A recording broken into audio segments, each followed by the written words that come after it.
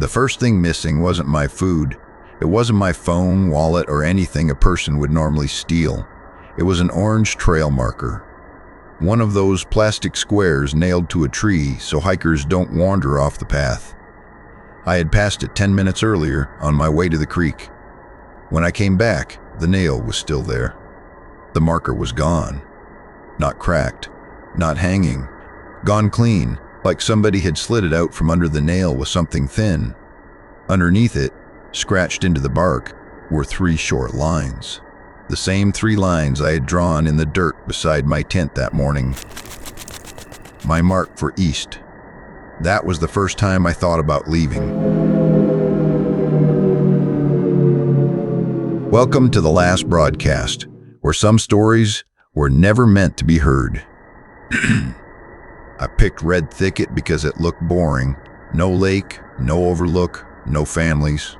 Just flat pine woods, bad service, and an old trail nobody posted photos of.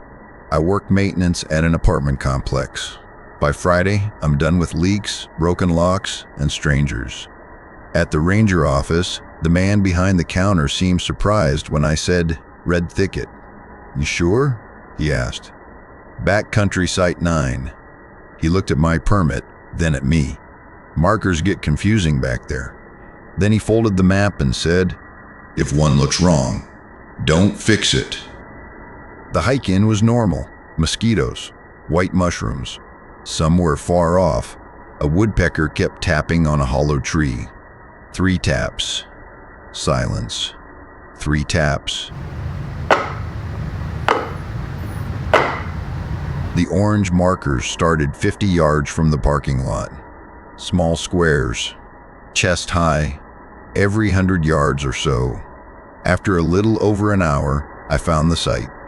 It was a flat patch between 4 pines with a stone fire ring and a rusted post where a number plate used to be. I checked my permit.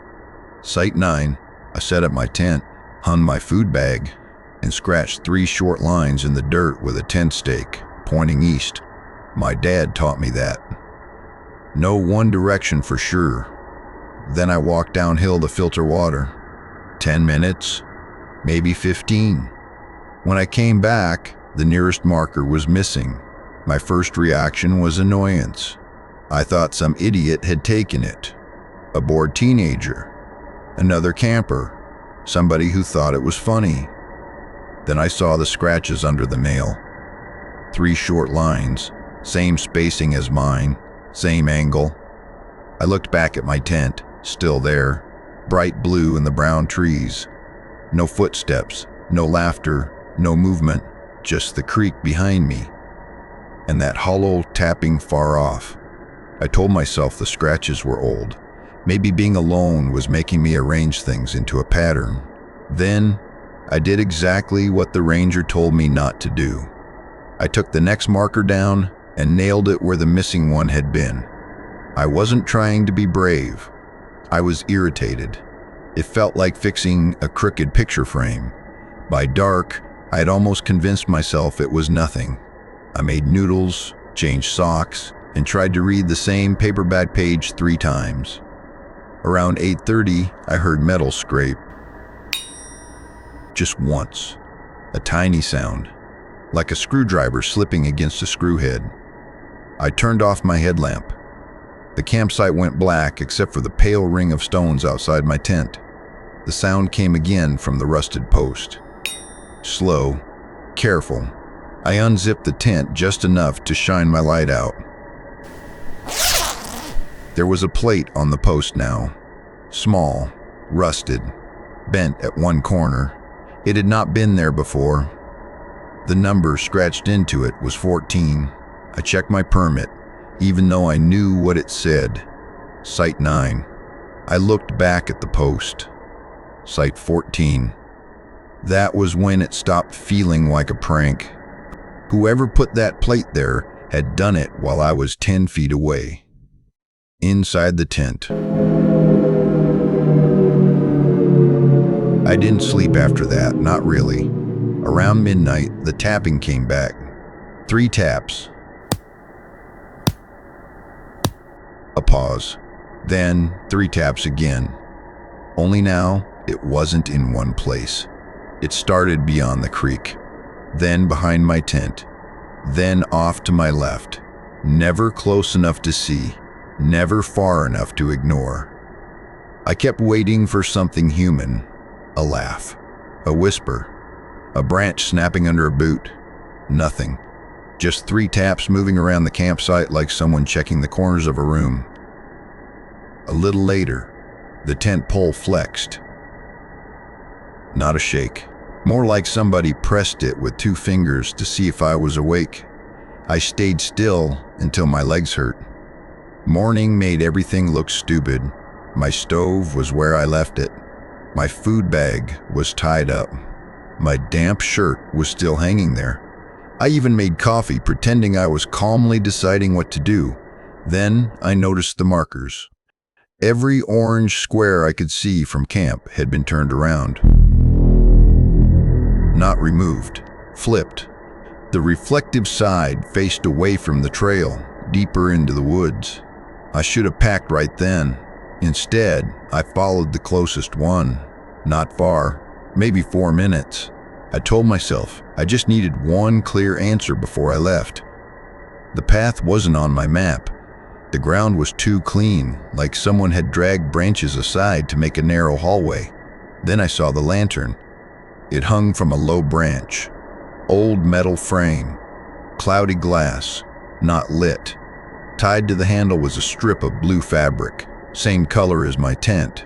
No, that's what I told myself at first. It was from my shirt. The one I had left hanging at camp. A sleeve had been cut off. I backed away. When I reached camp, a man was standing beside my fire ring. Green jacket, baseball cap, hands in his pockets. He wasn't looking at me. He was looking at my tent. For half a second, I felt relieved. A person was better than the thing my mind had been building. "Hey," I said. He raised one hand, not quite a wave. "You Site 14?" he asked. His voice was calm, almost bored. "No, 9. He looked at the metal plate, then at the marker I had moved. "You took from the wrong line," he said. I didn't know what that meant. "Are you with the park?" He looked at me then, but his cap kept most of his face hidden. "Pack before it gets dim." Then he walked between 2 pines and disappeared, not like a ghost. He stepped into a place where I thought there was no path, and after 3 seconds, I couldn't see him anymore. That was enough. I packed badly, tent half folded, sleeping bag shoved in wrong, stove still smelling like coffee. For the first 20 minutes, the trail made sense. Orange marker, muddy bend, fallen birch, another marker. Then I saw my tent lying across the trail, not set up, rolled, blue fabric tied with my black strap. My tent was supposed to be inside my pack. I took the pack off and opened it. The tent was gone. In its place was an old gray tarp, folded to the same size. It smelled like damp concrete. That was when I ran.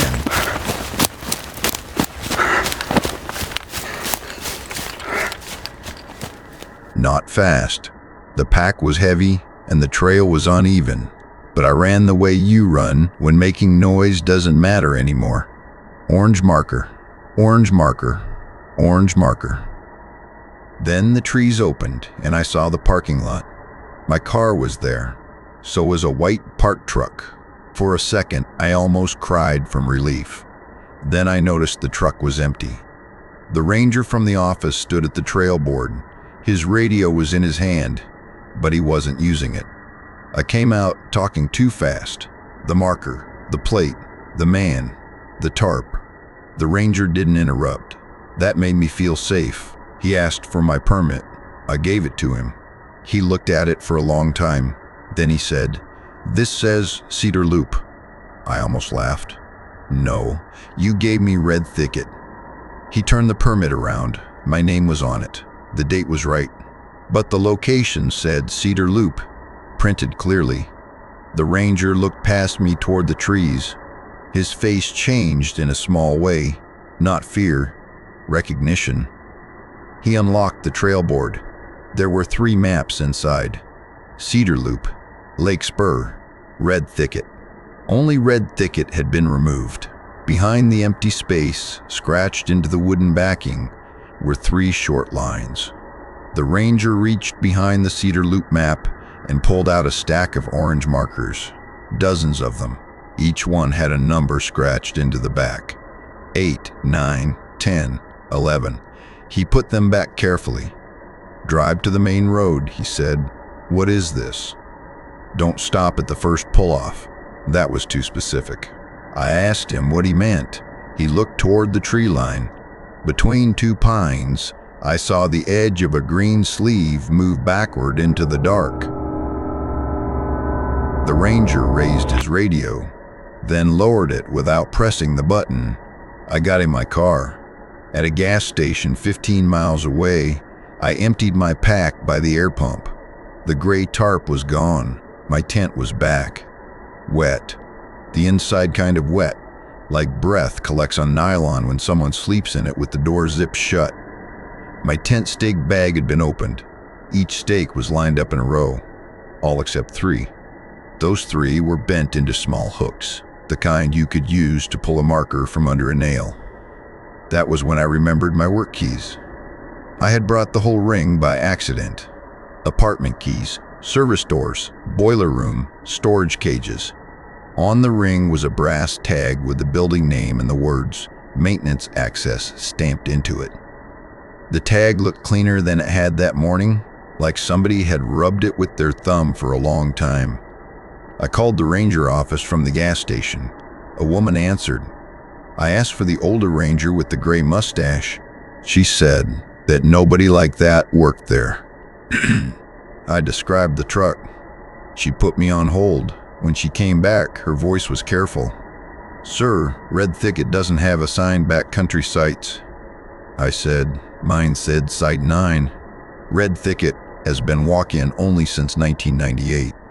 I didn't say anything. Then she asked, very quietly, "Did you move any markers?" Same words, same flat tone as the man in the green jacket. I hung up. For a week, I kept the tent in my trunk. I didn't want it in my apartment. I didn't want to touch it. I also didn't want to throw it away.